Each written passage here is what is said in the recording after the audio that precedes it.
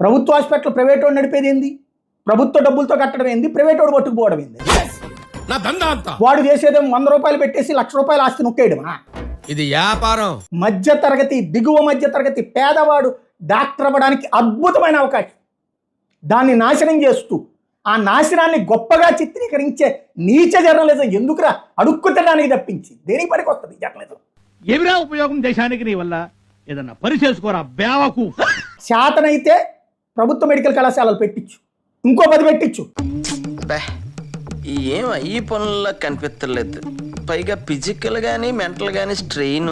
8,000 after all 8,000 కోట్లు ఖర్చు పెట్టలేరా 17 medical కళాశాలలకి? సిగ్గుండాలరా.